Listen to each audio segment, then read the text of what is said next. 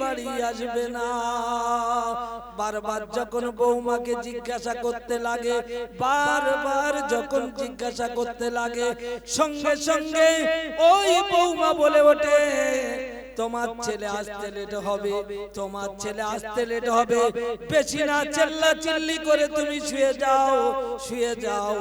দুই স্বামী স্ত্রীর চুক্তি হয়ে গেল, বদ্ধ পরিকার হয়ে গেল, দুই স্বামী স্ত্রীর আলোচনা হয়ে গেল।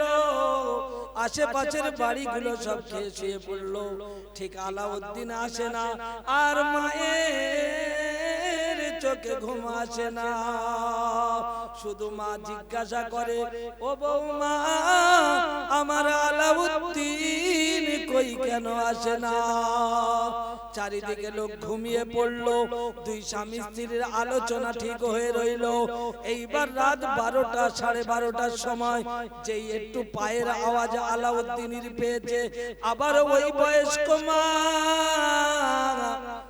কানের এত বড় আওয়াজ, সঙ্গে সঙ্গে বলে,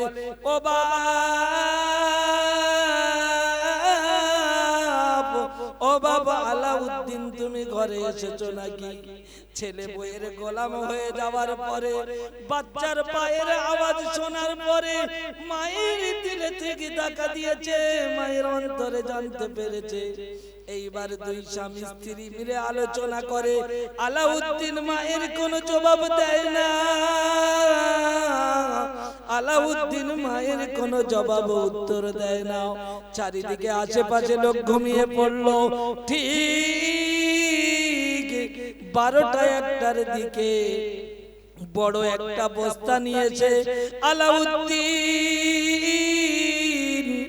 বইয়ের কথা মতো, বাবা বইয়ের কথা শুনে মার বস্তার ভিতরে ঢুকিয়ে দিচ্ছে। মা ঢুকতে চায় না, জনম দুঃখী মা, গর্ভে ধরেনি মা।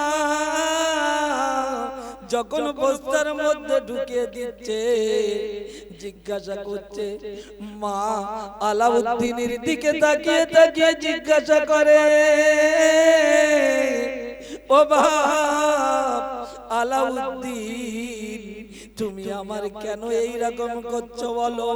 বৌমাটা গালটা টিপে ধরে আর ঘাড় মুখ তুমড়ে ধরে বস্তার মধ্যে পায় সবকিছু দুমড়ে দামড়ে ভিতরে ঢুকিয়ে দিল, আর বস্তাটা বেঁধে দিল। বউ আলাউদ্দিন দুজন মিলে বস্তাটা বাঁধা হয়ে গেল। বাঁধা হয়ে যাওয়ার পরে আলাউদ্দিনের মাথায় ওনার স্ত্রী ICDS এর অফিসার আর আলাউদ্দিন দুজন মিলে আলাউদ্দিনের মাথার উপরে মায়ের তুলে দিল। আহারে সন্তান, যেদিন মা 9 মাস 8 মাস বয়স, মা যখন খেতে বসেছে, মা সকলের খাইয়ে দিয়ে গভীর রাত্রিরে সবাই ঘুমিয়ে গেল। মা দুটো খেতে বসেছে, এমন সময় 1 লোকমা 2 লোকমা ভাত সবে খালে তুলেছে। এমন সময় ওই পেটে যে আলাউদ্দিন ছিল, এত জোরে লাথি মেরেছে, এত জোরে লাথি মেরেছে আলাউদ্দিনের মার, এত জোর চিল্লা চিল্লি করেছে, পাড়ার চারদিকের মা বোনেরা সব ছুটে এসছে। কি হয়েছে বাবু, কি হয়েছে? এই আওয়াজ নিয়ে যখন এলাকার মানুষ এলো, বলে, বুড়ে কি বলবো, আমার পেটে একটা ক্যাংলার ঢিবি রয়েছে, সে আমার ভাত খাওয়ার সময় লাথি মেরেছে। সেই আলাউদ্দিন, আল্লাহর কোরআন বলে, ফাকাশাউনাল ইযামা লাহামা, মা কত কষ্ট করে প্রসব বেদনা করে ওই বাচ্চাটাকে ভূমিনিষ্ঠ করেছে, আর মার বস্তায় করে বেঁধে মাথায় করে নিয়ে যাচ্ছে।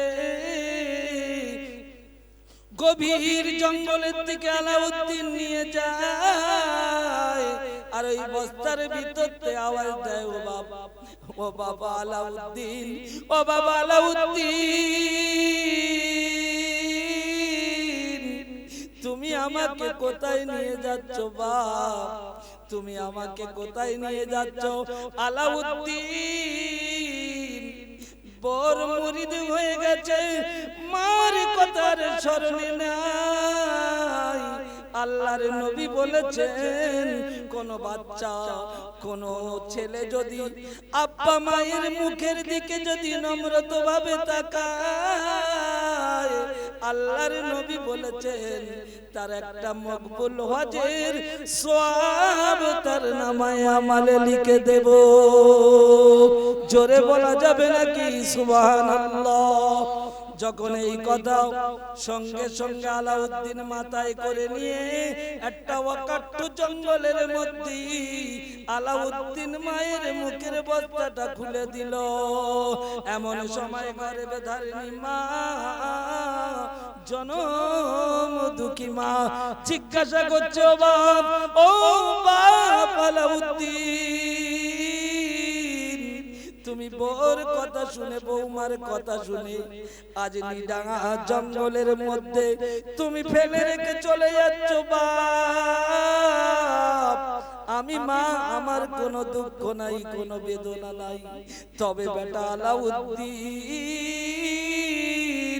তুমি শুনে নাও, জেনে নাও বাবা, আমি মা, আমি এর থেকে গভীর জঙ্গলে থাকতে ভালোবাসি রে বাপ, কিন্তু তুমি আমার নয়নের টুকরা, তুমি আমার কলজের সঙ্গে গাঁথাও। তুমি আমাকে এই জঙ্গলে রেখে তুমি একলা যেতে পারবে নাকি বাবা আলাউদ্দিন? তুমি বলো বলো। এই কথা আলাউদ্দিন মায়ের বস্তার মুখটা খুলে দিয়ে আস্তে আস্তে আগিয়ে আসে, আর মা বস্তার মধ্যে আওয়াজ দিতে থাকে, ও বাপ, ও বাপ আলাউদ্দিন, তুমি বাবা একা যেতে পারবে নাকি? তুমি একা যেতে পারবে নাকি? যখন এই আওয়াজ দিতে থাকে আলাউদ্দিন, আল্লাহ তাআলা কোরআন পাকের মধ্যে জানিয়ে দিয়ে বলেন, হুদাল্লিন্নাস, আল্লাহ তাআলা যাকে ভালোবেসে হেদায়েত দেন, আল্লাহ তাআলা যাকে ভালোবেসে হেদায়েত দেন, সঙ্গে সঙ্গে আলাউদ্দিনের দিলটা চেঞ্জ হয়ে গেল, বয়ে গিয়ে মায়ের দুটো মুখে চুমো খেলো।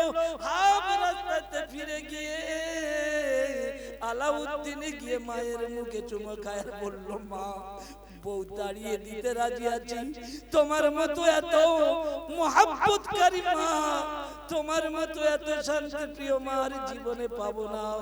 বিবি চলে গেলে পাওয়া যাবে, কিন্তু নবীজি বলেছেন, ইয়া রাসূলুল্লাহ, আল্লাহর নবী বলেছেন, সাহাবীরা জিজ্ঞাসা করলেন, ইয়া রাসূলুল্লাহ,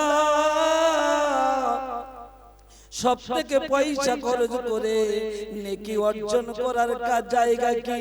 আল্লাহর নবী বললেন, ও আমার সাহাবীরা, তোমার মার জন্য ভালো করে সৌন্দর্য করে ঘর তৈরি করো। তুমি একটা ঘর তৈরি করো, তোমার মা একবার নাই, দুবার নাই, তিনবার নবীকে জিজ্ঞাসা করলেন, সব থেকে বেশি ভালোবাসবো কার? আল্লাহর নবী বললেন, তোমার মার। তারপরে জিজ্ঞাসা করলেন, ইয়া রাসূলুল্লাহ, কার? বললেন, তোমার মার। এইভাবে তিনবার বলার পরে 4 নাম্বারের মাথায় সাহাবীরা যখন নবীকে জিজ্ঞাসা করলেন, বললেন, তোমার আব্বার। হায় জনম দুঃখিনী মুসলমান, আজ মাকে আমরা খেয়াল করি না। আলাউদ্দিন হাফ রাস্তায় চলে আসার পরে আর ধৈর্য রাখতে পারলেন না, মাকে নিয়ে গালে চুমা খেয়ে সেই মাকে আবার বাড়ি ফিরিয়ে নিয়ে চলে এলেন। জোরে বলা যাবে নাকি সুবহানাল্লাহ? আমাদের যে 4টে ইমাম আছে, ইমাম শাফি, ইমাম হাম্বলি, ইমাম মালিক, এইরকম যে 4টে ইমাম আছে, তার মধ্যে ইমাম শাফি রাহমাতুল্লাহ আলাইহি তিনি যখন বড় বড় কিতাব পড়াতেন, সারা দিন 30টা করে কোরআনে পাক তেলাওয়াত করতেন।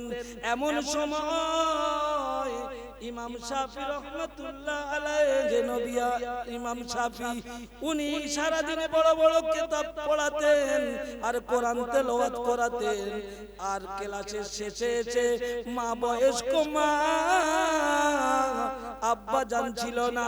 এইবার ক্লাস সেরে আসার পরে ইমাম শাফি রহমাতুল্লাহ আলাইহি